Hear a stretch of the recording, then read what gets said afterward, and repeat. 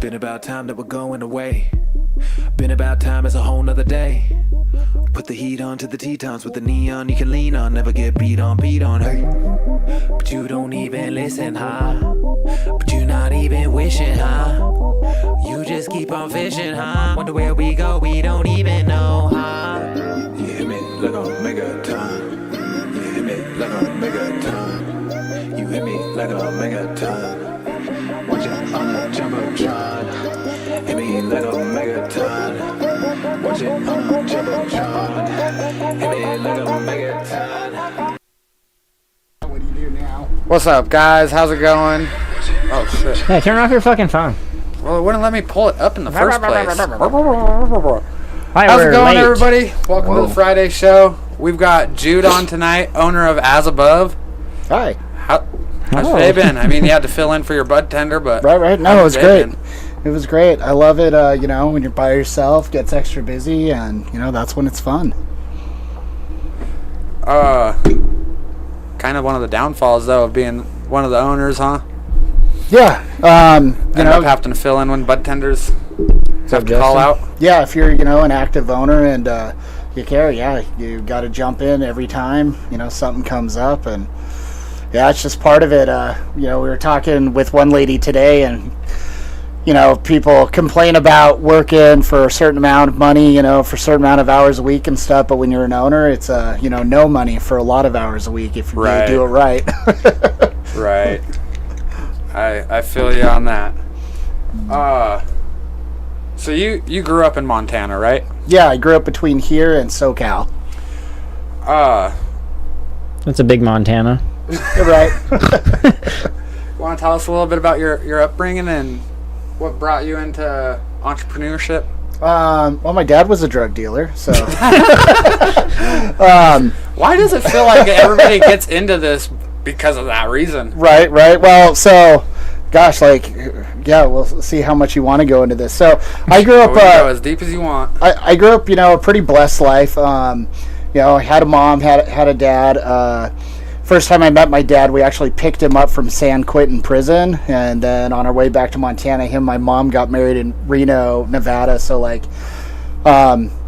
just always known him as thug, drug dealer, and everything. But he was a really cool guy. He loved kids. It was just a lot of fun and everything, but always just doing stupid gangsta stuff and.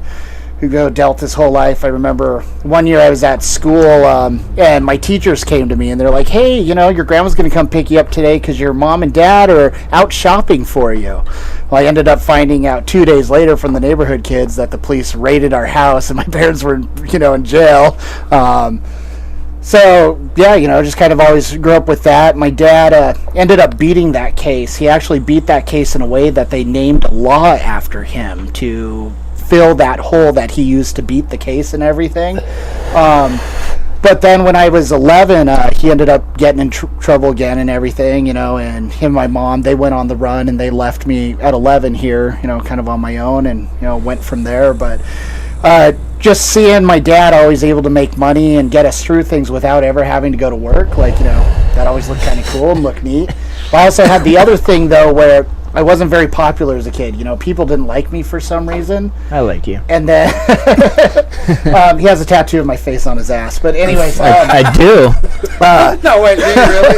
No, that would have been the worst thing. I would have told that story forever. Other than my story with Jude is always his bed, mini fridge, my bed. That's how we live. I always got to chime in with there was a lizard too. Yep. But it wasn't liked very much. And then this babysitter that I had or whatever, she had an older kid. He was in high school and everything. And I was hanging out in his room one day playing video games. Well, him and all his friends showed up and they started smoking pot in the bedroom. And I saw how he had all these friends and everything. I was like, well, I was 9 years old at this time. I was like, well, I can get pot, So I ended up the next day stealing a bag from my dad. And I didn't know, it was freaking quarter pound, right? But I stole it from him, took it to my friend Misty and this old guy in the trailer court and stuff. We hid it at his house and we're all smoking, and I started taking it, giving it out to people and stuff. And dude, by the time I was about 11 years old, I was the most popular kid in Skyview. Didn't even go to high school, and dude, everyone knew who I was. So I was always stealing weed from my parents and just giving it out. And instead of using it for money, I used it for popularity. Right. So, and then from there, I just learned drugs were cool. Drugs are pretty cool. They shouldn't even be called drugs. They just should be called pretty cool. Right. I agree. Drugs should be called the stupid things that we classify as drugs that are illegal and good for you, like all the pharma shit. This is like the biggest drug I do. And smoking. You smoke a lot too. Oh yeah, these two. Those should be illegal. No, cigarettes are no good. Yeah. Yeah, those should be illegal. Yeah, don't smoke, kids. Let's see. We got some Cigarettes. Smoke all the weed you want. chat. We got what did Dallas bring in today? Jackie's laughing at the tattoo on the ass. Melissa said hey. Michelle says hey. So what was your first business? Legal or illegal? I mean, either or. We can go illegal and then legal. So like, I never actually dealt drugs. I always used drugs just to party and have fun. Even like, when me and Dallas lived together, like I never bought. I always played. So I learned how to manipulate situations very well. So I was the sober guy, which meant they all always wanted to get me effed up. So they would always supply things. So like literally, I've basically never bought anything my entire life, but always had a great time with everybody because everybody's like, oh, we want to see the sober guy get messed up. I feel. I just wanted my friend to get fucked up with me, so I didn't give a shit. Like, here. You're going to be in my room regardless. Here, have some of it. Right? I experienced that. So, I dealt a little bit here or there, but like nothing major to ever do anything with. My thing was, I always loved violence, so I liked doing really bad crimes and stuff. So like, I liked robbing drug dealers, I liked pressing people for money, things like that. So the crazy shit. Yeah, so we would do a lot of that for fun when we were young. Fun. Yeah. But after I sobered up at 21 and everything, started making changes, changed my friend groups and everything. I was getting married and stuff, and just trying to get a good job. I had never planned on owning a business, never planned on being an entrepreneur. Like, for me, if I could have just been a dishwasher that actually got paid money, like, I would have been happy. I love doing dishes, it's fun, it's active, it's quick, and you get a clock out, but it pays dick. Right. So, ended up getting a job at the hospital, and I was working as a phlebotomist there, and then I did, like, ER tech, and How'd worked you end up ICU. doing that? Just filled out an application. I'm good looking, so... Just fill out an application. Yep, just got in. But I did all kinds of stuff there. I got to work in surgical. I got to help Dr. Spike do like femoral lines, all kinds of stuff. Like when you work midnights and you show that you want to do things, like doctors are cool. Right. They're like, oh, you want to learn? Come here, press this. Like they're awesome. But one day I was down in the ER, and this was an article talking about in the newspaper all the weed shops opening up and everything. And one of the guys down there kind of knew my backstory, was like, hey, dude, you should open up one of these. I was like, haha, funny, whatever. Went, did my rounds, ended up getting called to the ER again later that night. And literally, like, one of the doctors, I'm walking by this room, and he goes, whoo, and just drags me in, dude. Like, straight out of a movie, just pulls me in this room. I'm like, whoa, what's up? He's like, you need to open a weed shop. I was like, what? He's like, dude, I'm 30 years into this. I'm too old. I can't do it. But if I was you, I would do it. You have to open a weed shop. And like, I went home that morning after getting off, kind of talked to the wife, and I was like, hey, I think there's opportunity for me to open a business. Like, should we open a weed shop? And she was like, yeah, do whatever you want. I don't care. So, our first foray was into the cannabis industry. That was my first business. So, yeah. So you had a dispensary back in the Wild West days when shit was all crazy and the feds were raiding everyone. Yeah, yep. How did that make y'all feel? Well, which specific part? Like owning it during that time, owning it during the raids, or both? Both. Okay. Well, owning it at the beginning was awesome. for me, it was kind of a prove myself moment, because when I first went to do it, first thing I did was called my dad, the drug dealer, who was on the run at the time. And I was like, Dad, I'm going to open up one of these things, blah, blah, blah. We're going to get the store going. We're going to have 500 patients. And I was just excited, and he immediately laughed at me and said it would never work and I couldn't do it, and I'd be lucky to get 30 patients. Like, total dick move. No idea why he said it. And was like, okay, cool. Then I talked to my buddy Wayne Wilcox, and he denies this happened, but it did. I love you, Wayne. I went and talked to him because he was the only business person I knew. Like, Right. I knew goons, that was it, and then idiots who worked at restaurants and stuff. Like, Yeah, there we go. So you said the idiots that work in restaurants. I'll take that one over Right. a goon. So I Smart. talked to Right, Wayne man. because I knew he had a business. He had started an ATM company. I knew he had a little bit of money. So I was like, hey, do you want to partner with me and get this going? And he said the same thing. He's like, oh, that won't work. You don't have the money. You can't get it done, blah, blah, blah. So I was like, okay. So then I ended up talking to my buddy Jose, who me and him did MMA together. We fought for years together. And he was a drug dealer, so it was like, hey dude, want to do this legally? And he was like, hell yeah, I do. So we sold my car and took my taxes. My wife was not happy I sold my car. And we got together with some old idiot friends of mine, Stanley and Jonas, and because they were growers, and we started a business. And I ended up getting connected to Marsh through them because he was a chef and could make edibles. So we started with that with him.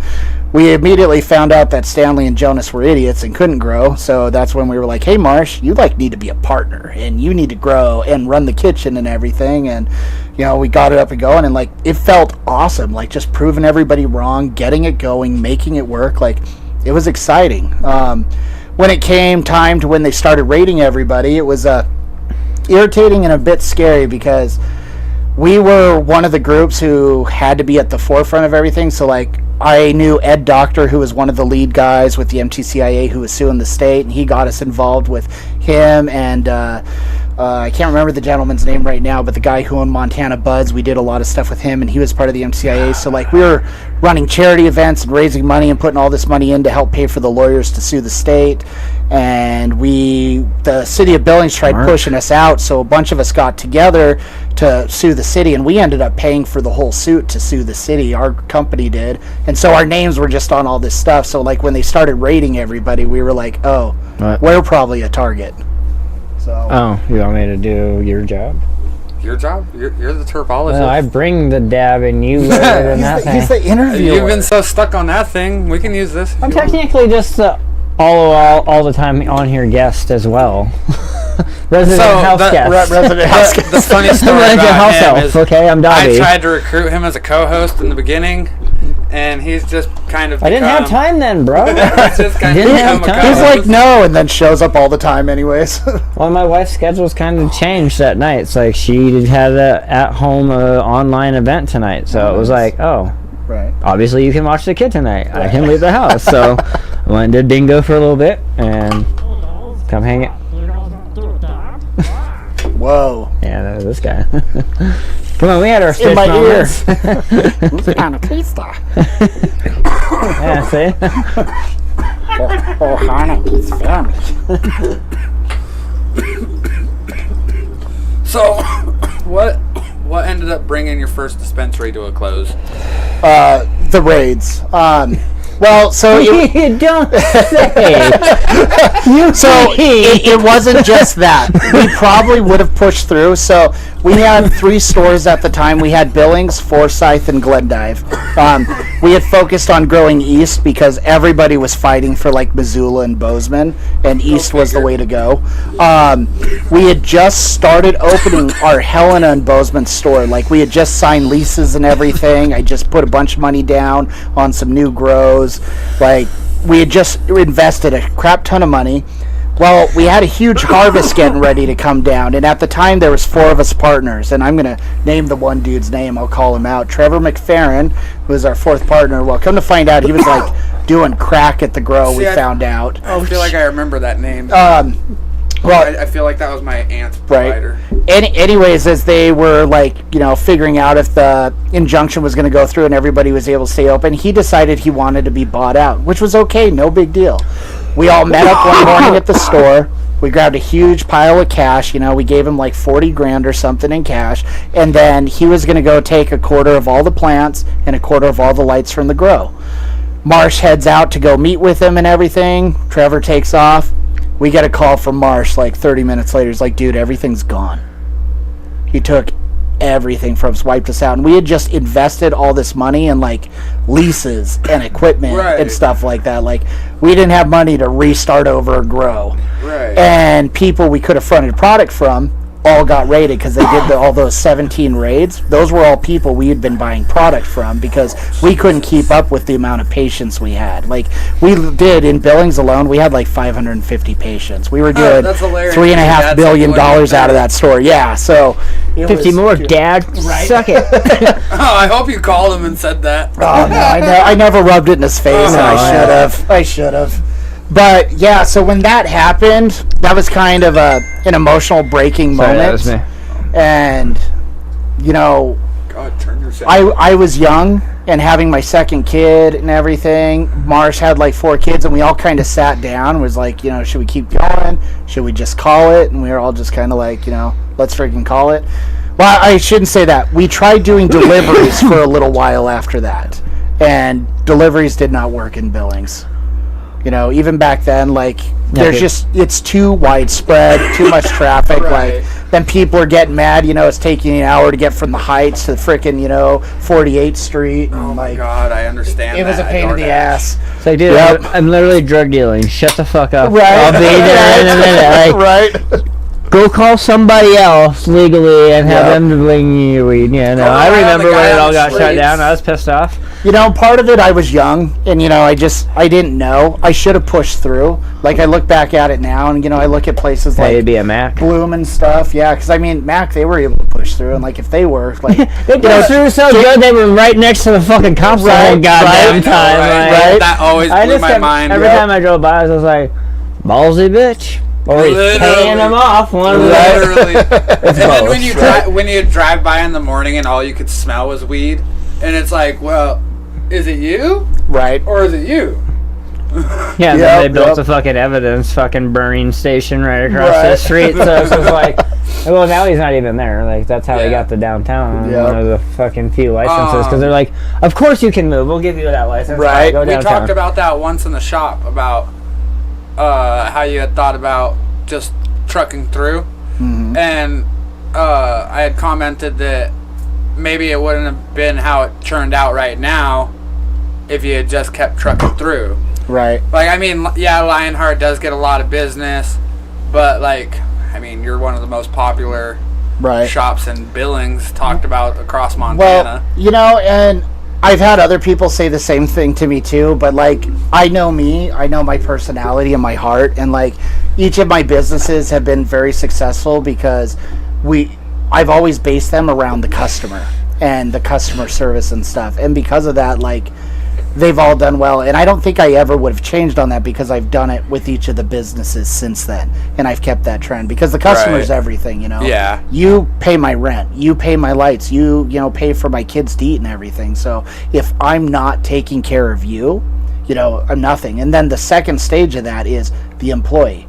If I'm not taking care of the employee, if I'm not reinvesting in them, if I'm not doing something to make their life better as a part of my company, then I'm failing. And so just having those two things, I've seen it incrementally just explode each business that I've done. See, and a lot of employers don't think that way. Right. Especially when it comes to their employees. That's just somebody to run their business. Right.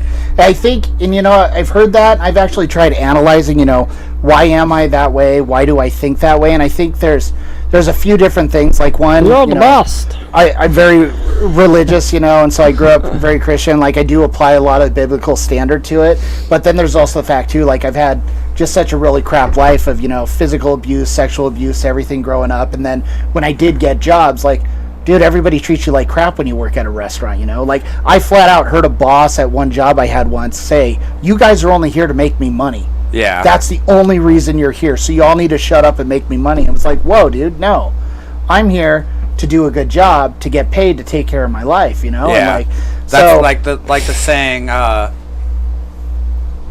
I work to live, not live to work. Right. So I've just I have this ingrained thing of, more than a number, you're more than a number to me. Like Zach and Nikki, like they mean everything to me right now. Right. They're so amazing. They're such a huge integral part of the business and success. And so I've got to pour into them, so they pour into all of you, all of the clients and everything. Right. And yeah, you I don't buy your definitely stuff, I just feel blast that and it. see that when you're in the store. Said I don't buy your stuff, I just blast it. He's going to buy something from me later. I get that. Actually, it'll be free. But yeah, you definitely see it and feel it when you're in the store. Like it's just superb customer service. I appreciate that. There's your Zachy's wife, Miss Brittany. What's up, Brittany? Taking care of all the sick people. No, I told Zach as soon as he told me he got a job with you. I was like, "Oh, I know for a fact you found your cannabis home, bro." And it's probably just a matter of time before you need more help that Brittany doesn't fucking fall far from that. Well, she's at a pretty awesome place right She now, is too. at an awesome Those place. guys at top, I like them. I love Yeah. Brian, Yep. and Brian's good I always stuff. fucking murder his wife's name. And see, that's the other thing I always notice is you just Alma. support like every Alma. dispensary in town. Right. No, that's something else that I've What do learned you through do? the businesses I did. You guys get a lot of money off of us. I'm not Shush. no, I'm not even talking about it. No, but yeah, I actually shouted you guys out for edibles just the I other know day. you always do. We have so- a good collab. I was gonna follow up to Yeah, I that. always see you commenting on everybody's posts. Now is I've learned work with other businesses. When we had our first weed shops, again going to Mac, like Jason and Rich, I was one of the only people who got along with them back then because I'm good with old hard heads. But I had a good time with them. But they went through a problem one time where they got russet mites and they had to kill off their whole harvest. And we went to actually go buy some wholesale from them. They're like, we can't wholesale. We have to keep everything to hopefully make it through. And we're like, oh, dude, we got you. We brought them like 20 pounds. Help keep them open and everything, and we worked with so many people back then. When we had when I was part of my cell phone store chain, we would do repairs for some of the other cell phone shops in town that they didn't want to do or too hard for them, and then they would pass it off as they did them, and it was great. Yeah, we made a little money. They got to stay open, make money, take care of their family and stuff. Totally work together. That's the best thing to do. Yeah. If you can't go to bed at night, proud of yourself for what you did that day, dude, go eat a bullet. What's the point? If you're just going to be an asshole the rest of your life, the world doesn't need you. We have And enough I've of that. always seen it as if you're just looking at your competitor to fail, then you're gonna fail. Yeah, right? What a horrible way to live, Yeah. I got elevated, opened up, 30 feet away from me? Right. Dude, if I sat there every day, the big guy's opened up, what kind of life is that, Who cares? I honestly don't even. They think have it's gonna awesome faze you. edibles. They have one of the best they do edible have great programs in the edibles. state, and I'll say that. Good for you you got guys, amazing elevated, flower. right? So And all right, Dab. Well, I wasn't even listening. he's all zoned out. No, I was thinking the same thing. Ben does a great job. I used to work in the bakery with Ben at Elevated before I went into the lab, and he's always done and had been passionate about the edibles, and that's why they always have standalone. Right. And even at the end of the day, I know Awana has all their flavors and they got great stuff, but there's just something about that weed gummy from Elevated that's just it's very tasty. I mean, I don't do edibles because they don't affect me. Yeah, they don't affect me at all either. I just I was said trying they're to share this tasty. to my page. Never mind. Calm But down. yeah, they've always done a good job, and obviously they're doing a Well, good yeah, job. I've They always don't heard have good fucking things on their 18 stores edibles. for no reason. Right. You know, you don't do a bad job and have 18 stores. I mean, Right. and if you do, you got a really, really negative fucking bank account. Yep. So Better get I don't mommy know and daddy. what you'd be holding on for, but I think you're all right. I mean, it's like all the other places. That's where this licensing is going to be. It's where you see them all popping up so quickly because you Yeah. literally have until the end of the year to get everything at least started, paperwork turned in, so that the state can't say, "Well, no, you didn't do at least these steps." We're behind, but. Yeah, we have to get these other 3 we're working on done quick. Yeah, because I can Okay. guarantee you there's no way with them already all signing off on it and sending it to legislation that it's not going to pass. Yep. I mean, you now have 4 merriments just in Yellowstone County. Right. I mean, you don't need that They've many. been popping up like, quick. Well, they all have, like... Melissa said, support each other.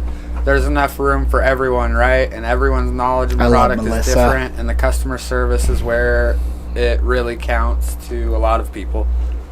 Well, and that's where it's going to go moving forward, is collabing with everybody, because not everybody's going to be able to open up a new store or go to be in that area. Like, if all you have is Billings, well, what the fuck does that do for you for the next 2 years? Right. Either you got to stand by your products and get them moved out and get them across. What? I said that's if they lift the moratorium in I'm 2 pretty years. sure they'll do what they have originatedly talked about, and it'll be the 2030.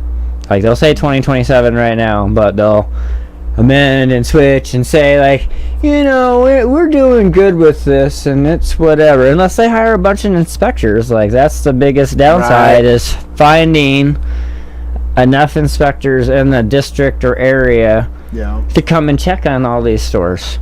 Yeah, because we have inspection coming up, and you are waiting on one.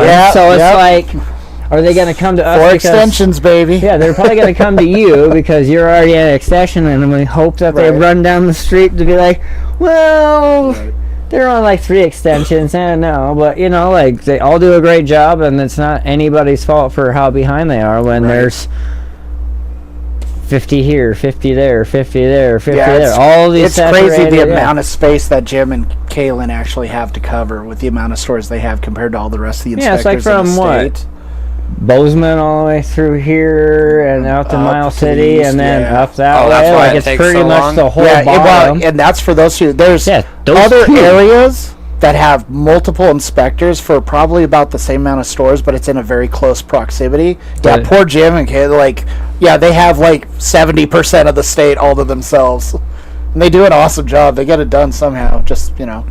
Yeah, it just takes time, and that's why, as long as we can keep getting extensions, it's always a good thing. You know, like, but it just sucks because it's like, okay, well, it's November, like they're supposed to be here, and then it's April next year, and they're like, hey, sorry, we finally. I let my extension slide one day. I missed putting in the paperwork and stuff, and everything got shut down. We were like, what?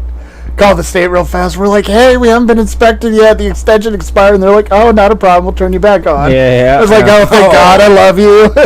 Yeah, and that's where, like, even the new laws now are, too. Like, you got to have your taxes all worked out before you even start filing your paperwork. And if all your paperwork isn't in by at least the 60 days where you're supposed to have it in, whether you're filing extensions for the next 6 months, like, bye-bye, and you get no amendments to even try to re-sign. So it's going to be another way the state thinks, well, if you're not good on your paperwork, then we don't have to worry about coming to see you, you know. And now with testing and concentrates and soon-to-be flour, like, can you afford to test your stuff? Are you efficient enough to grow clean, good cannabis, then blast it, turn it into clean, good products, and move forward? So no, and that's where everything's coming to the point. It's no longer, 3 hippie friends, just trying to sell weed. Like, you have to run a legit business and have this thing down to a science. You got to know your numbers. Everything's got to be paid. You got to be on top of your paperwork. It's crazy how many people are behind in their taxes. I always break it. No, like massive amounts. That's a good segue into. And I didn't even say that out loud. As a business owner in the cannabis industry, what are some of the biggest challenges you faced, especially given the regulations and social complexities surrounding cannabis? So for me, this time it was the fact there's a moratorium and you can't open a store. So it was a pain in the butt getting open. I looked at 15 companies across the state to buy, I think. I've gone into the back end of every place. I talked to some of the really big companies about partnering up and stuff. I got courted by a couple, and it took forever to what would you call it? Well, no, it's just funny how you went all 1950s, and you're like, so, well, if you take me out on the right date, we'll do that business is true. together. That is true. You got to take me to the right date. Yeah, no, it's true. Like, I like slow hands. I definitely can't be grabby. Like, blast your weed or anything if it was But yeah, that was the hardest part. Was you technically can't open a business right now, so we just had to find the right deal and put it together. Right. And then putting together $500,000 also, so that's always fun to do. Yeah, hopefully that will be one thing if they keep moving forward. Is it seems like more banks are becoming more acceptable to help out the fellow cannabis person, but then it's who got there first. There's actually a couple right now that they're sneakily letting people come in. They're trying to compete with like Stockman and everybody, but Stockman and everybody, they charge insane fees to have a cannabis account there, whereas these couple other banks, they're running it just like a normal business. They're just trying to get everybody in quietly, and they're already giving loans and everything. So well, because that's the weird thing, and I'll never understand it, is we are all normal businesses, but we get gouged on all these random licensing and testing and inspections and shit that nobody else has to go through. Not even FDA approved fucking beef and chicken and shit have to go through the ridicule that cannabis has to, and it's by far always comes down to the money. Mm-hmm. If they can find a way to find you, they're going to find you. The fucking agriculture and. Oh yeah, now that they rezoned for like even just agricultural zoning for cannabis dispensaries, like that instantly eliminated everybody that was just randomly popping up a dispensary on somebody's corner lot of their farm or whatnot. Well, it's in the green area, it's fine. Well, no, you can't do that. And unfortunately, doing that fucked like Galen from Golden Valley Honey, and like he now has to like move all this shit and figure that and fight that and like. Yeah, is he out in Shepherd now, or is he out near the Speedway? Last I heard, because I haven't got any contact from him, he's got like a thing going on with the in between Roundup. Who? Oh, yep.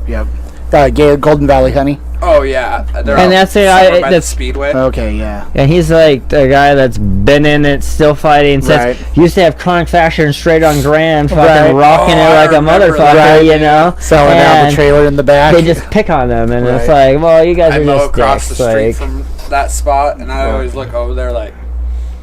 I remember. I used to make edibles for that dude way back in the fucking like.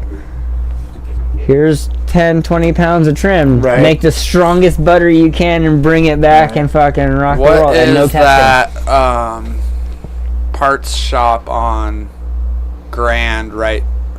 It's like right next to the bingo place. O'Reilly's? Right across from the Vibe? Is that what you're talking about? Yeah, O'Reilly's.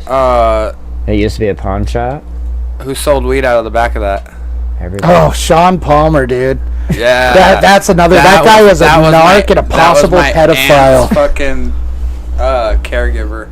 Oh man, yeah, mom. So we had. The Green Cross didn't do a lot of good for anybody. He came to us, Palmer. He came to our store back in the day, literally crying because he was losing everything. Everything was falling apart. He had a partner who was a Navy SEAL or something.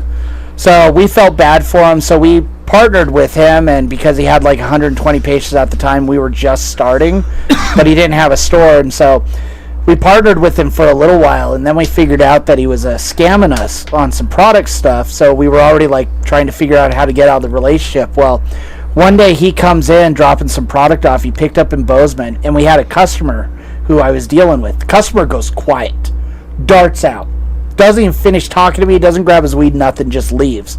And we're like, that was really weird. Comes back a couple hours later and he's like, is Palmer here? We're like, no.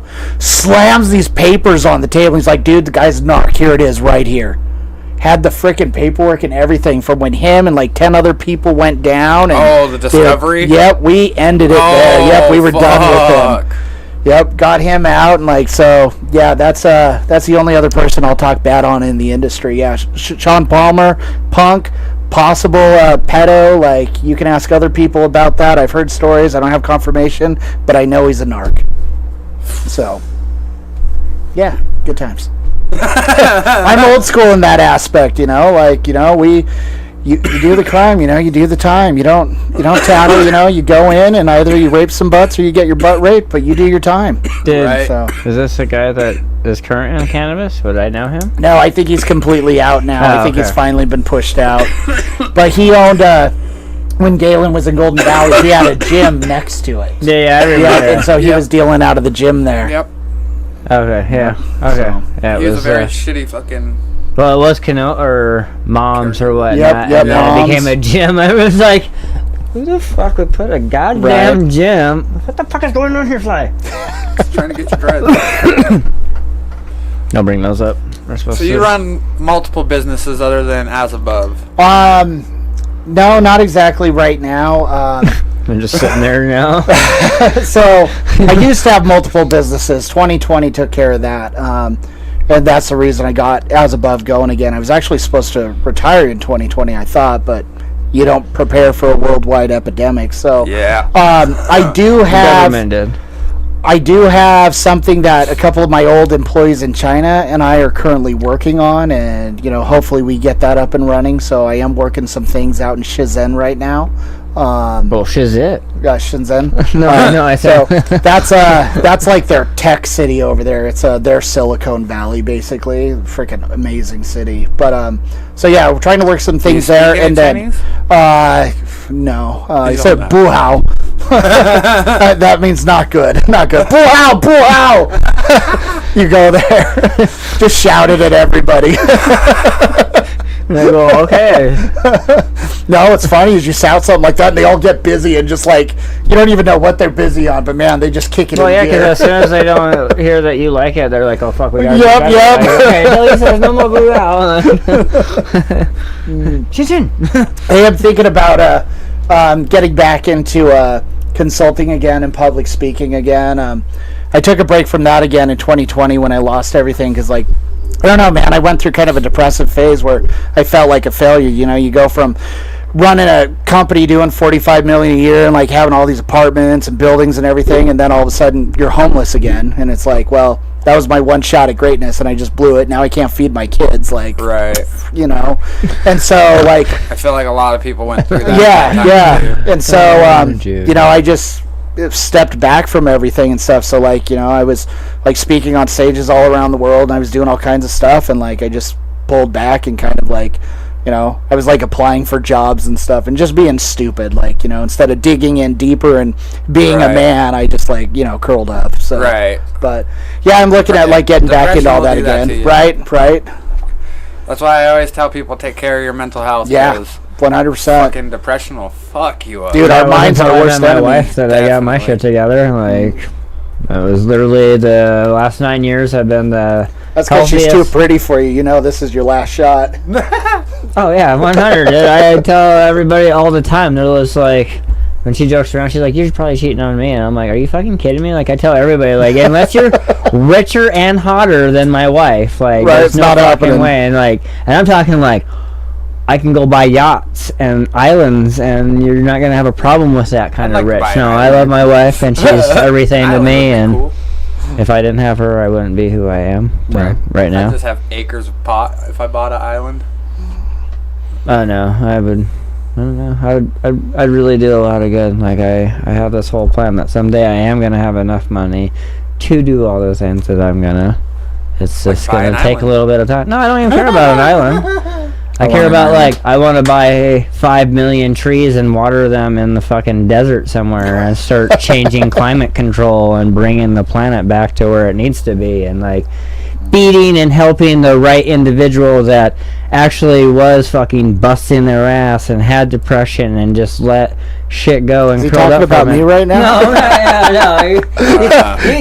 He's gonna feed me later. But other people that, like, I felt called out a little there. Right. Too. there's a definition of homeless that, like, shit went wrong and you're just trying and nothing will work right because I need a house to fucking live to stay clean so I can go to that job and not get Right. fired because I live on the streets and it's hard for me to shower or whatnot. Those kind of individuals, not people that somehow have cell phones and are walking around pissed drunk all the time in the same clothes that they've never changed in like forever. Like, maybe you needed my help forever ago, but like right now, like, you don't care, you don't give a shit about doing nothing but getting fucked up Right. and getting what you can from anybody you can, and I don't like that. Like, that leads to theft. That this is a Right. disease.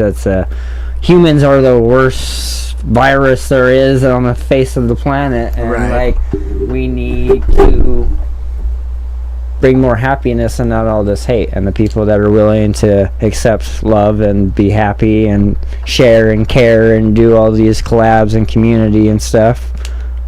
There, I'm down to help. You want to fucking be negative and always be fucking hating and taking and wanting and whatever, then fuck off. That got really sad for a minute. Like, straight up just go fuck yourself. Like, there's no need for you.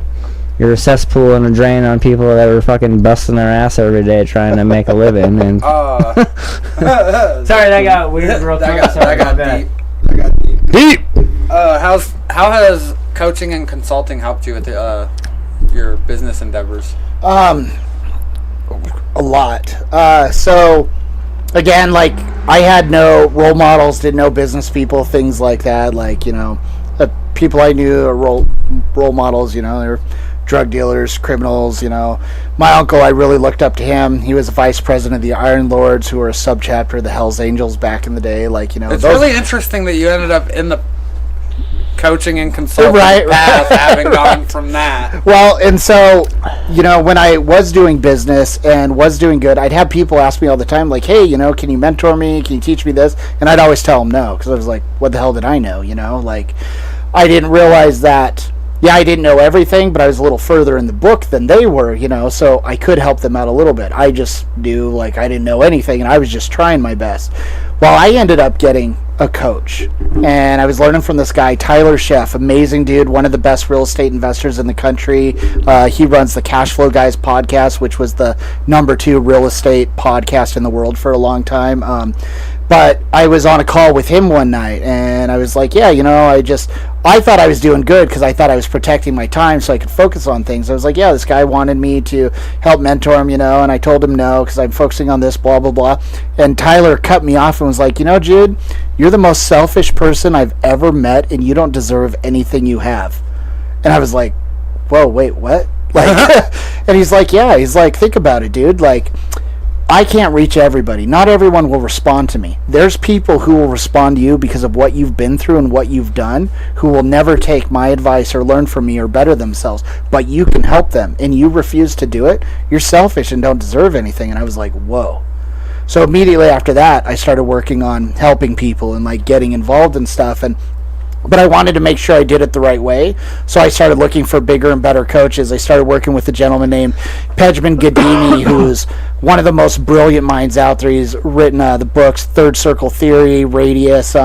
He teaches people how to hack like exotic cars, so like you can buy a Ferrari for free and then sell it and make money on it after driving it for 6 months. Like, just brilliant guy. And then I ended up working with Jesse Itzler, who's co-owner of the NBA Blackhawks. His wife's the girl who invented Spanx. Just brilliant dude. Got to work with him, and then slowly through time I ended up getting connected to like Tony Robbins, Dean Graziosi, and working with them. I helped her launch their KBB program, and like just I got circled in with all these just brilliant people who were experts in so many different business stuff and experts on coaching people and working with people. And so I spent all this money learning to do all that so I could better help people. So coaching people like taught me to be better because I wanted to learn more so I could actually help in the correct ways and not just like spit random advice that, you know, I was just an idiot. Like, I wanted to actually learn from those who had done it and been there. And so that's helped me both in how I work with my employees, how I work with my partners, you know, even in my own marriage and with my kids and stuff, how to better connect with people, how to better lead people and not be a boss, you know, how to see where people's strengths are and like help build them up, how to see where their weaknesses are and, you know, help them through them, you know, coddle them through them, strengthen them through them, whatever, instead of just having that mindset of, I boss, you make me money, you know, like, no, screw you, dude. Like, so yeah, consulting, and you learn this like in jiu-jitsu or any sport, you know, like you learn a lot from your coach and doing it, but you truly learn the most when you teach it. You know, when you teach someone to move, when you teach someone how to hit a ball, you know, whatever it is, that's when you really for yourself start learning more. So it's the same thing in business, you know, like, hey, we do these things because of this. Well, then once you're teaching someone it and you see them do it and duplicate it, it just solidifies it so much more in you. Like, again, like how our customer service is the way it is. Like, well, it's that way because of this, and I've seen it work because of this, and it all just builds off of it. So, hey, Steve, are you paying attention? Because this is how you should have talked last night, bro. I'm just joking. Well, that's not fair. That's not fair. No, you're laying down some fucking hard knowledge on, like, being a business dude. I'm not high, though. Yeah, I know, but... I'm floating a little bit, though. THC patches are good. Well, I mean, like, you and I go way back, but there was that gap where the fuck did Jude go? Right. I knew you everyone thought I did for years. I know you sold cars for a minute. I knew you dude, I sucked at selling cars. That's why I said a minute. I said a minute. Fuck, I sucked at that. Right. Kirby's I'm just not a a hard sell, salesman. dude. Nobody wants to spend $3,000 on a fucking vacuum. Know how much fucking shit you pulled out of my fucking what I thought was clean carpet. Like, that's the end of the day. Like, I think I sold if you were a $600 vacuum, hell yeah, I'd buy a Kirby. No fucking question about it. Like, we're gonna get sidetracked for a minute because you brought up Kirby, but they came over to my buddy's house. He's like, no, I know it's all a scam, but I'm gonna get 3 rooms cleaned from them and fuck that shit. So, but his daughter would always vacuum every day, and she was so proud of it. Well, they started doing that first floor, and then just did the first scrape. Oh, no. All the stuff, and you saw the different color, and I was like, you fucking vacuum every day? What the fuck is this shit then? And she's just like, I do. She was just like, killed her. Poor girl. Yeah, she learned how good the vacuum was because the bed tests, those are fucking disgusting. Right. Oh, the bed test is the worst. Oh, But man. it's just cool to see how much you went from what we did Right. to I can only imagine what the future holds for you and cannabis We've got a now. handful of stuff that's come into the chat. Jared said, Well, I appreciate as that, above, Dispo #1. Pretty sure you're my hero. One sec. I have to write that down. No,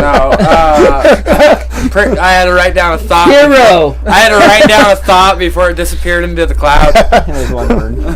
Yeah, that's easy to remember though.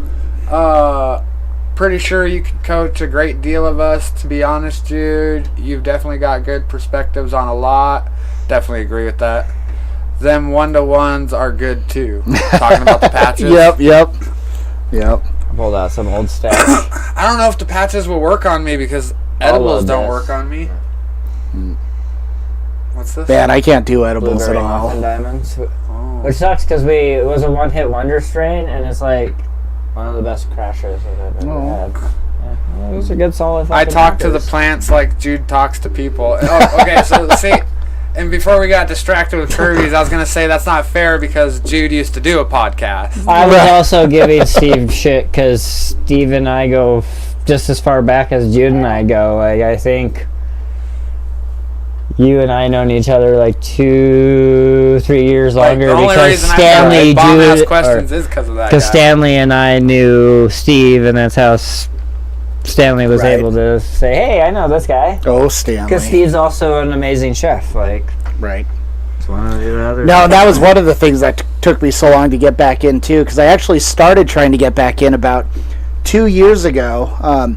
Again, I had a few people, they wanted me to partner up with them and everything, but like I just didn't like some of the deals and stuff. I look back on one of them, like, I probably should have done that one, but I knew getting back in, like, the businesses are so far ahead of us. They're such big companies and everything, so, the only way we can compete is with experience and quality. And I was like, well, to have that quality, I have to have Marsh with me. And, dude, he's such a loyalist, which, cool, good for him.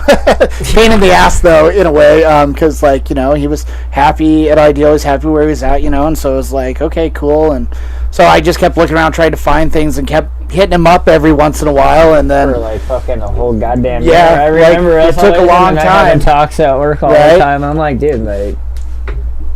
Right. No, dude, don't forget Douglas. But yeah, I just knew that I couldn't do it without him and the grow. Like, we had to bring that other side to it. Because, I mean, yeah, I can build a store, I can train the employees, we can get pot from anywhere. Everybody wants us to sell their pot, Right, but, like, I bet. we had to have something special to go with it, Well, yeah, because everybody has so much of it now. They're just willing to unload it for whatever. Oh, man. Yeah, I can't believe how cheap you can buy stuff, too. Yeah. Someone hit us up with, like, well, yeah, I won't go into that. But, yeah, it's crazy. And it's going to get worse. I mean, that's something, we experienced out in our Oregon deal and stuff. Like, yeah, prices are just going to continue to fall. It's going to get better, though, too, because once they start testing for 58 pesticides, it's going to wane out who has clean weed and who doesn't, Right. Like, so... Yep. No, between that and what they're doing with the taxes stuff now, like, it's going to weed out a lot of businesses, because there's a lot of people that just, they're just potheads wanting to have fun still. They were wanting a business, but they weren't wanting a business, and to do what it actually takes to have a business. Like, most of these people don't know what KPIs are. They don't P&Ls. Yep, like they don't have budgets, so it's just no one's doing pro formas and stuff, and yeah, it's gonna be crazy. There's gonna be a lot of shakeup over the next couple of years. Oh yeah, no, I can already see. The people that are growing currently right now, you're going to see the ones here in 5 years. And the ones that are, like, growing too much right now, you're going to see probably a lot of them just away. Right. And the ones that are struggling right now. The ones that are struggling and doing it right will survive and thrive in the future. But if you're not doing it right at all, like financially, one bit at all, you're fucked.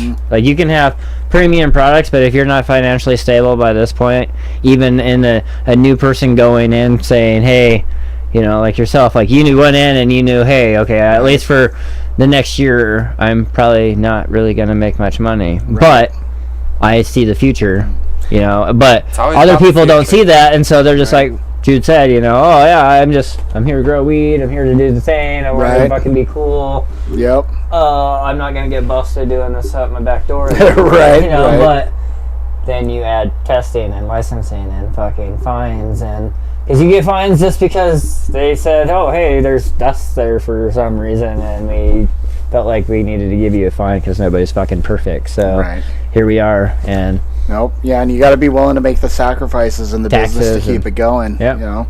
Well, that's why, like, you saw me, 28, 30 days in a row at the storefront without any employees, I was working 14 hours a day. We got to know each other quite well. Right? Plus doing my remodels on my other properties. That just tells you how often I went in there. Right. It's like, geez, dude, how much weed do you buy? I've had to start saving my receipts because I'm working on buying a house, and I'm working on keeping a budget. And I just go, it just keeps telling me I buy too much weed. Yep. It tells me I should have already had a house, but unfortunately, I ingested it. Unfortunately, I supported multiple businesses instead. I've always ran those numbers from back in the day, because this guy had it right, like, oh yeah, I don't really do that, but I guess if you wanted me to try it, I would do it this time, I guess. Let's just see what it's about. Well, see, that's how I am about 40 one days drug. later, like, no, we're on to you, bro. I am that exact same way about one drug. And I'm like, I won't buy it. The day I buy it is the day I stop doing it. No.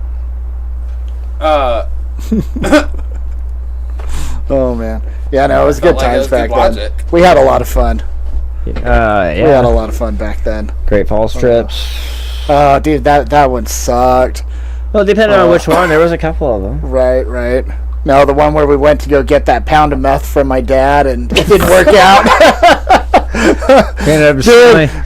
Fuel. Yeah, we ended up, dude. So we broke into a couple houses in the middle of Dutton, right? Because this guy, like, had all these dogs in there and would never come around. So we're like, okay, we're going to save these dogs. So we break in this house, save these dogs. And there's all these, like, antique paintings and stuff. So we're like, and the house is, like, empty. But these, like, dude, it's scary. So we take all these paintings, and then, like... I was sleeping for that. We spent all our money going up on this trip stuff because we thought we were going to get a pound of meth and then come back, chop it up. Again, this is the old days, people. I'm not this person anymore. Okay? So we're like, well, we need fuel to get home. Oh, let's go rob the airport.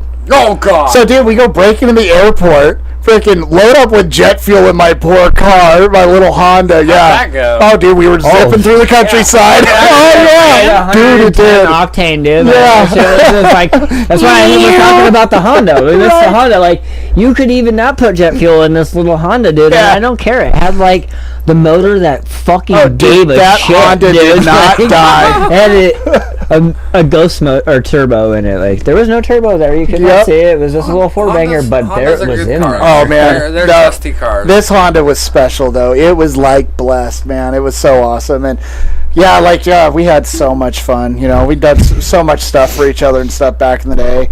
I freaking exploded one of our really good friends now, but for a moment there he wasn't because we thought he did something bad to a girl. I exploded his nose for this guy. I cornered the guy in a shed one night. That was for baby mama? Yeah. Just rocked him in the face once. His poor nose went We're actually talking now. Right? Nice. And he's actually supposed to be here sometime this month. Right, nice. Yeah, me and him ended up patching up years after that because I heard from the one girl that the thing never actually happened. And so, so it's like, hey, dude, I'm sorry, man. Sorry, I split your nose. I felt more like shit than anybody because it was the mother of my kids. Mm-hmm. I know you're not watching any of this, Crystal, so fuck off. No, Crystal's a good egg. All our kids are 18, so I don't have to deal with her anymore. Jiu-jitsu back in the day. How much of that did you do, and how has that affected you? Dude, I miss that. That's what I wished I was doing. I hate myself eternally that I'm not in the UFC right now, or that I'm not on a field of battle somewhere biting throats out of dudes and bathing in their blood. Hey, Ruben, are you still on here? Like, you guys could just spar together. Like, that was my life. You know, I mean, even Dallas knew back then, like, dude, I loved getting it into with people and stuff. Another reason I could run my mouth and nobody did nothing, because they're like, oh, you're friends with Jude? Like, yep. Dude, yeah, he shows up. There's a couple other friends, and like, yep. He shows up at home one night, him and Crystal with these two guys are hanging out with, and I don't know, he did something to piss off the two dudes, and they're like gonna fuck his world up. He comes to the house, he's like, Jude! I come outside, immediately the two guys are like, oh, yeah, what's up, man? I can't know what happened that night. I feel like all us little guys always had a friend like that. Right. The problem was I was a little guy back then. I was just retardedly, like, angry. I was littler. But yeah, when I sobered up and everything, like, you know, I found out about MMA, and I was like, wait, you can get paid to hurt people? Like, yeah, let's do this. And so I hadn't even been training yet. Terrell had just started the MMA fight nights. I was the very first heavyweight fight in town. Dude, and I got scammed into this fight too, okay? I'm 205 pounds, supposed to be fighting another guy who's about my height. He was supposed to be like 6 foot, 205 pounds. Wrestled a little bit in high school, okay? That's how this was sold to me, okay? This dude's like 6'4", 250, and he was a collegiate champion out of Minnesota. I got my ass beat. The only thing I could do, I'm on the ground. He has me in side control. He's just pounding my face, and his punches didn't hurt. Like, it was no big deal. I'm like, okay, I can take these all night and wait for him to get tired. But I grabbed his arm, and I pulled my elbow up, and I was going to start slamming my elbow down his face. Like, you're amateur. You're not allowed to use the elbow. So as soon as I pull it up, everyone's shouting, no elbows, no elbows. And I'm like, what do I do here? Because I'm just getting punched over and over and over again.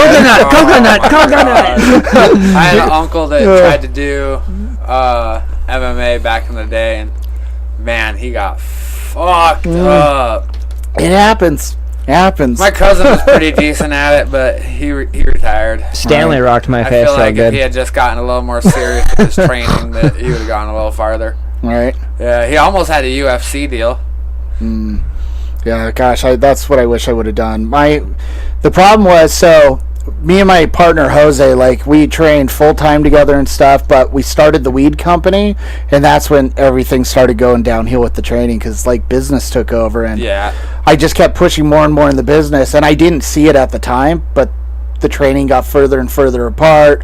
My weight started getting higher and higher, you know, and we started having more and more kids, and then the next thing you know, I'm watching fights one night, and like, I was sad. I was like, this isn't fun to watch, because that should be me and it's not me, and it can't be me because I'm doing all these other things, and so yeah, that makes me sad. I miss it. Every once in a while I get together with one or two of my old friends, and we'll throw on gloves, and now I'm old and fat, so they beat me up pretty good, but it feels good, like I miss getting punched, I miss punching. Like, it's just, it's erotic in a different way, like, and I don't want to sound like weird about it, but it is like, it's a different sort of eroticism. Like, there's nothing as awesome as like you and another guy trying to take each other's life. Like, right, it and really it is. releases a lot. Yeah, it's beautiful. A lot of pent up stuff out. Yep. I'm just It's way better than talk sex. about it. Way better than sex. Oh. Yeah, I don't know about that, but Oh man. well, no, because like back in the day, like me and my buddies, teenagers, like we didn't have boxing gloves, so we'd literally just take a sock and put another sock inside a sock, Right. and just start punching. Which at the end of the day is bare knuckle boxing with a sock over your fucking fist. Like, so I get it, but now I'm old and my face has been broken, and I can't take the time out of work and not support my family to I was go there. Fight Club it anymore. I was there we that used to night do that that a couple of Stanley hit kitchens. you. Dude, I used to have Fight Club in my yard. Were you really? Yeah. St. Patrick's Day? Yeah, it was just a weird Oh, random yeah, night. because I picked up that door and I slammed myself through it, remember? What the fuck?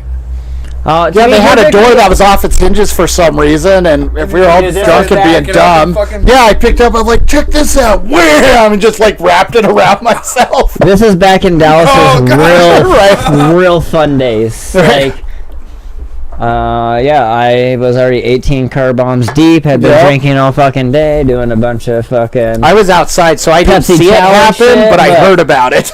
Yeah, I was in my room. Girlfriend and I messed around. Stanley thought it was a deal going wrong, and I was just like, dude, what the fuck? He's like, you're just lucky I don't fucking hit you. And I put on my shirt, wearing the Fight Me, I'm Irish shirt. And I come at him, and it's like a wraparound kitchen, like here's a living room, here's a kitchen, but you can walk all the way around.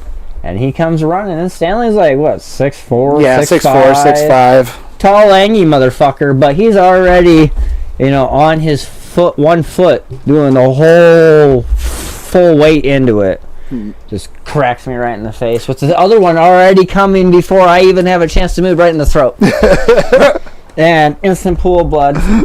I remember a few people going, well, I guess I'm never gonna fucking not pay you anymore. And I said, yeah, that's right. And then next day my eye was just instant. I hate pixelated flip phones. Right. The only picture I have is like this purple eye, dreadlocks, and somewhat of my face. Right.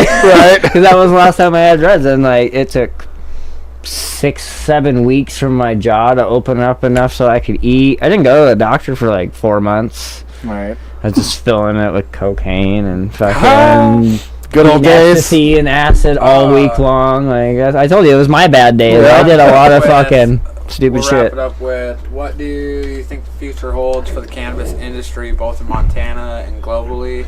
And how do you see your dispensary and other ventures evolving in the next few years? So, and this is Fucking getting deep here again. this is a big part of the reason, again, why I needed Marsh. Why quality is so important. So, Camel and Marlboro are already set up for full legalization across the U.S. Right. They've been set up for years. They were set up back in the old days. A really good friend of mine, her fiance worked for Camel. I got to see their production lines. I got to see they're already billions of dollars in and just waiting for the trigger.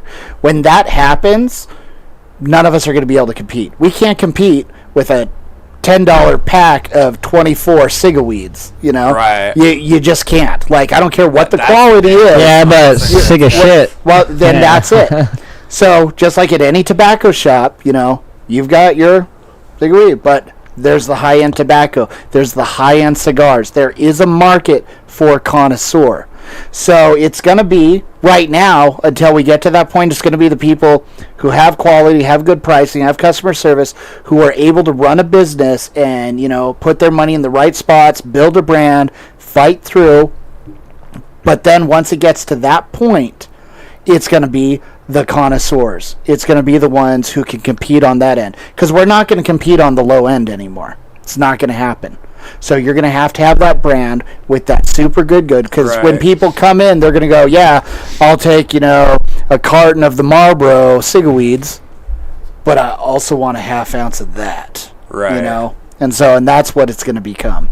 When is that? Who knows? We've been talking about legalization forever. There's over 50% of the U.S. that has it in some way. Out until Right. November. Right. Or Which after they November, always do for elections. Shit, and it's like stuff. up to like 78% now. Like, Right. what? Yeah. There's like 5 states that don't have anything in it Yeah. now, and even Utah now is medical.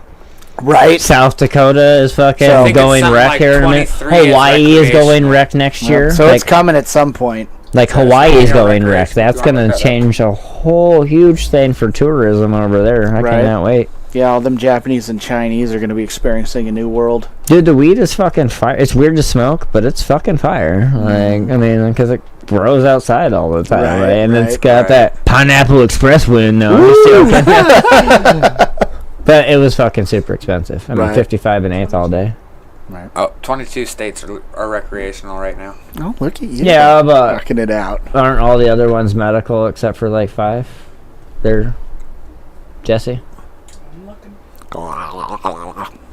I know a lot more. I know a lot more have popped up, or they're voting to go in. Yeah, I know Wyoming a lot of and them are like Missouri voting and up in this Kansas, and election. them they're never gonna fucking North switch. Dakota's bringing it up again. Michigan for the is third killing time. it. Michigan is on the staple of setting records for like Literally. most fucking sales in a fiscal year or whatnot. Like they're already at like 256 apparently. point Yeah. something million, and it's only been the first 6 months. All the or people 9 living months. out in the lakes and stuff coming out to buy weed finally. Right. Well, you got all that metropolitan area that's just saturated all right there by the Great You're Lakes and metro. everything. Huh? Nothing. But I'm losing my headphones. But yeah, no, we got too much open state and too much saturation Right. and spots. So it's now Yep. who's going to be able to grow and blast and make fire edibles. Oh, look at that. They can't see this, can they? Yeah. Oh, cool. Yeah, she'll have it up there in a second for him. Weed Nice. legalized. Oh, okay. Yeah, I keep forgetting about Texas. They're a bitch. They're never going to do nothing. I love Texas. God, what was I watching? There's. Have you seen that new Civil War movie? No, Oh, it's pretty interesting. is it? Oh yeah, fuck California and Texas has come harder and fucking like trying to take over America. Right. Dude, so when I heard that, I was like, that's the dumbest thing ever, because Texas and California would never work together. Like, no, that's... It, Hey, all you doesn't Texas happen that never way. wants to work with anyone. Right. And that's Texas that's is what like, we like well, about Texas. Let's start. But they Right. both definitely want to be their own people, Right. like for sure. So I guess they would find that happy ground. But California needs to be its own people. yeah, I haven't finished it. It's really It's hard to wizard watch when time. it's from a journalist Wizard perspective. time. Lizard time. What's that mean? Is that one more dab before we say goodnight? Oh. Little Golem. It was like 8 o'clock in the morning. Man, she's when we way did better than my producer was. I've taken time training her. All right. Oh, she's And killing she's it. learned a lot on her own too. that. Yeah, I was gonna say that has just Jess Finesse all over it. Bam, trademark. Huh? So that's Jess Finesse. Oh, Bam, trademark. Just finesse. Yeah. Staple, don't take it.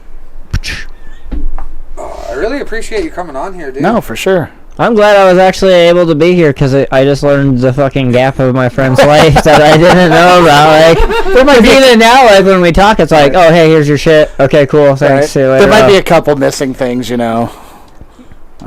No, yeah, I know. I bet it's cool to The see. stabbing. Oh, I remember. You told me about that one. I tell you about the second one.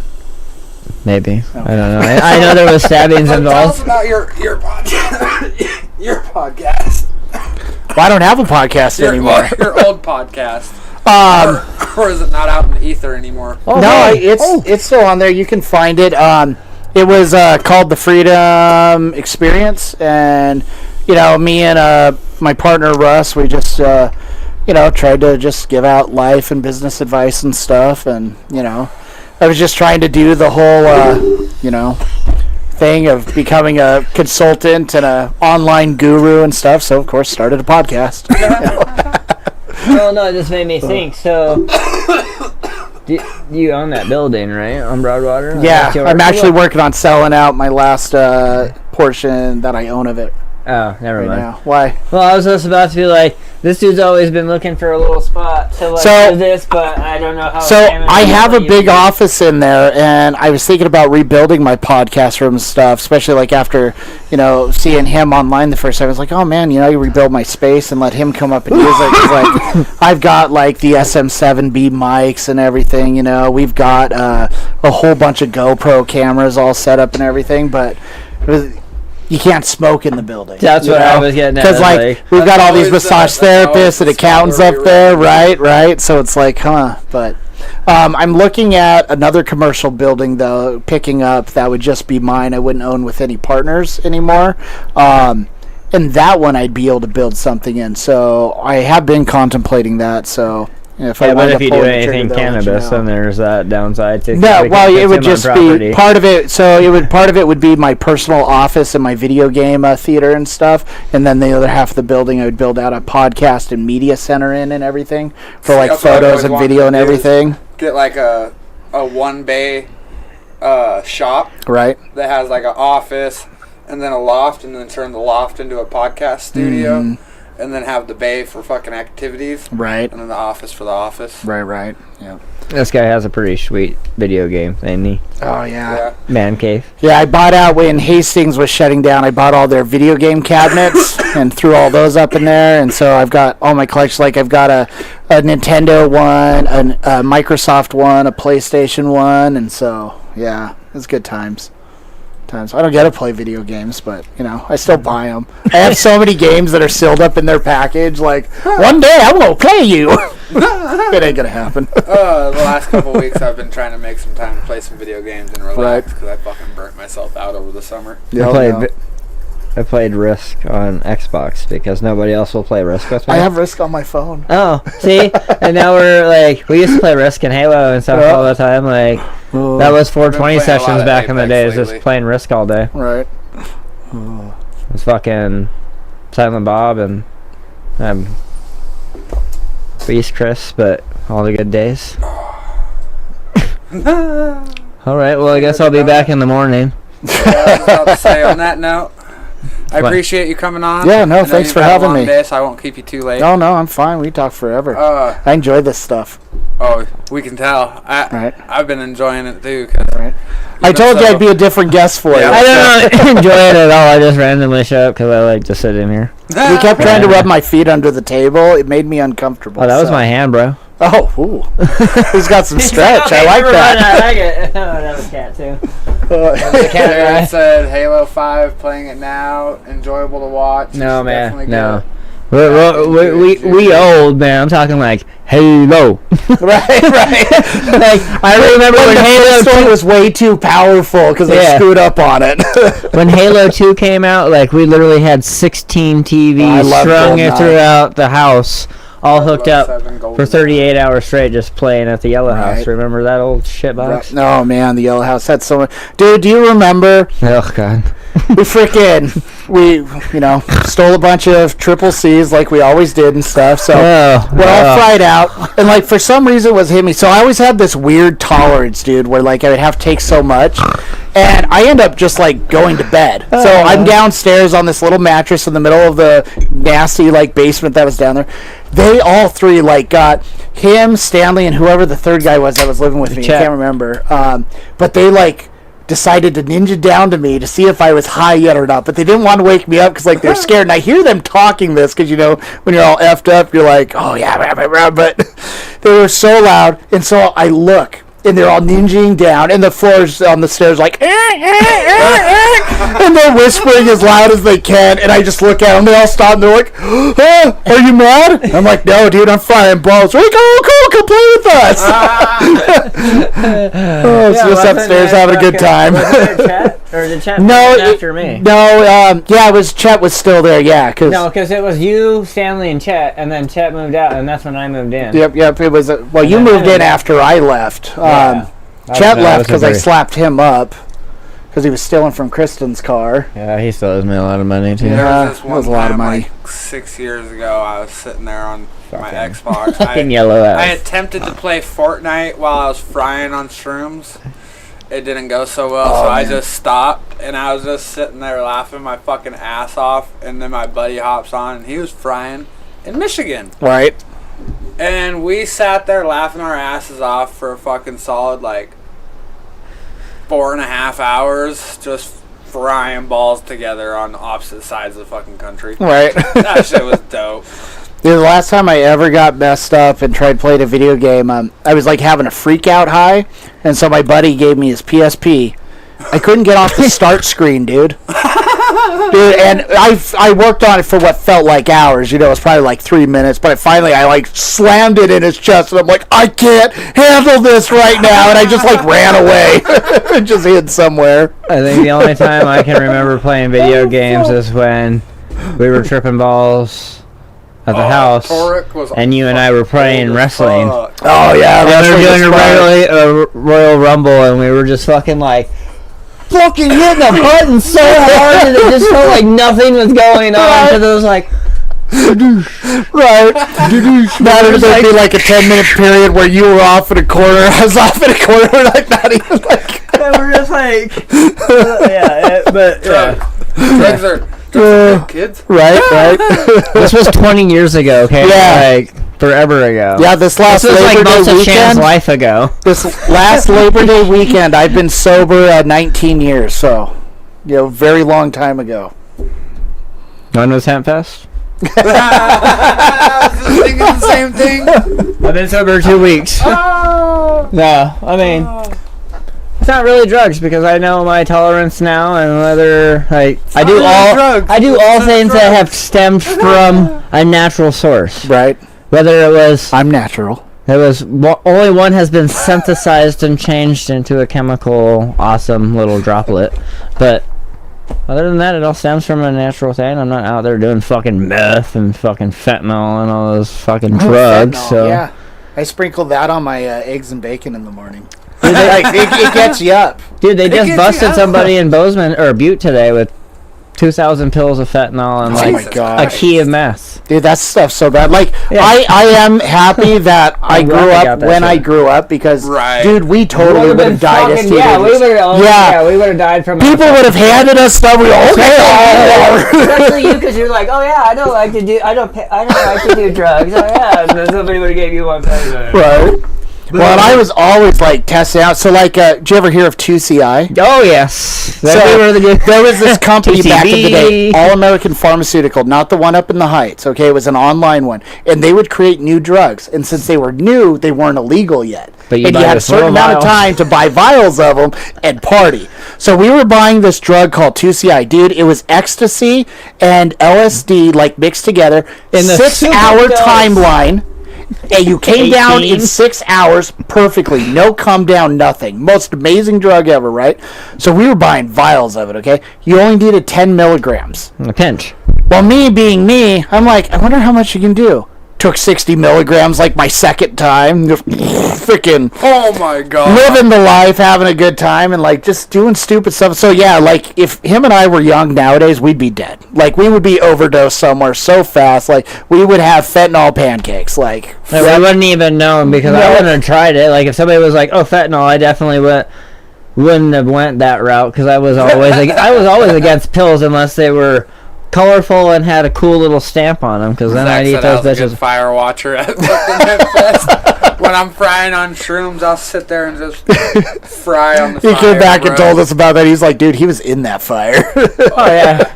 I was actually surprised as much as you hung out with us Saturday night when there wasn't like a fire around. Like Oh, I know it was chilly.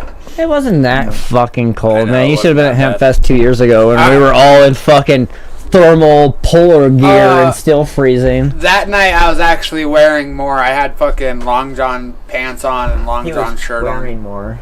Yeah, that too. I'm wearing my winter That too. clothes right Yeah, but now. you've always been a thermal motherfucker anyway. Like, you're one of those people that would wear My shorts pants in the don't get blizzard, longer and I'd than be this. sitting there like, dude, warm up the fucking car. It's so cold, and you're like, Oh my God! So there's this guy. that's cool. That's He- whatever.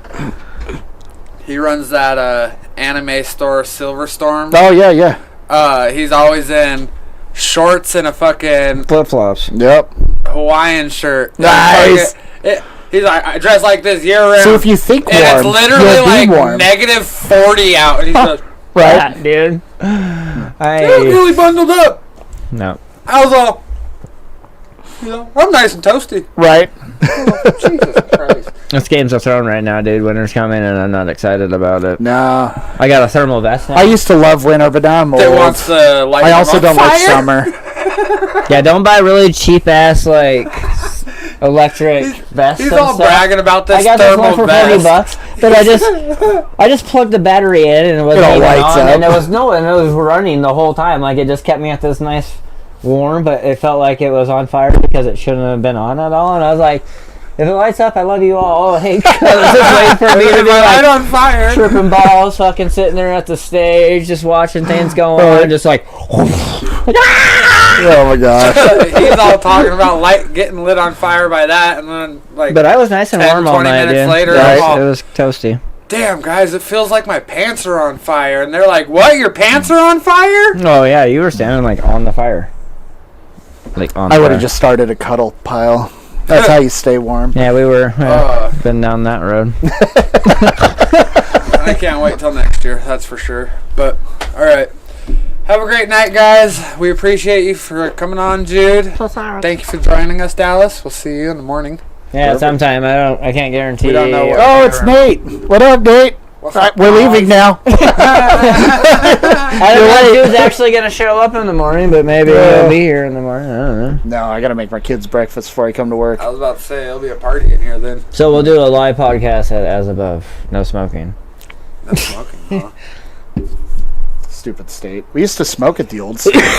So does your property line add at the fence? No, a little bit beyond the fence. Is there like a way of like going that far out, and then we'll just stand out there and do the podcast? Just bring some and, like, extension cords. well, that's what I'm saying. Right. We'll just do it Set up there, in and a then field. like Yep. you get a customer, we'll be like, hey, so we'll talk for a minute. Run while back you and do- forth. Yeah, like, hey, customer, you want to come talk about how awesome his products Have are? a great, Yeah. safe Friday night, guys. Smoke safe. Stay safe. Join us in the morning. Peace out. Whoa.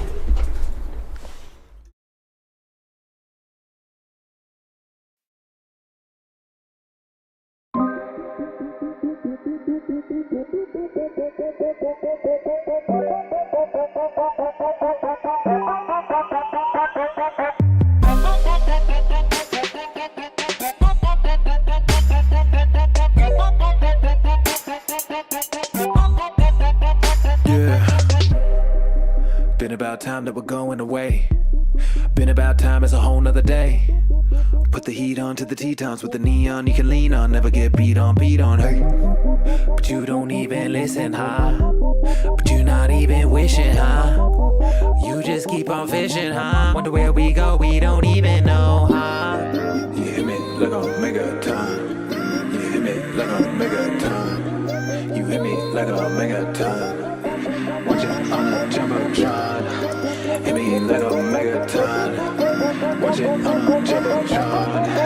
Hit me like a megaton.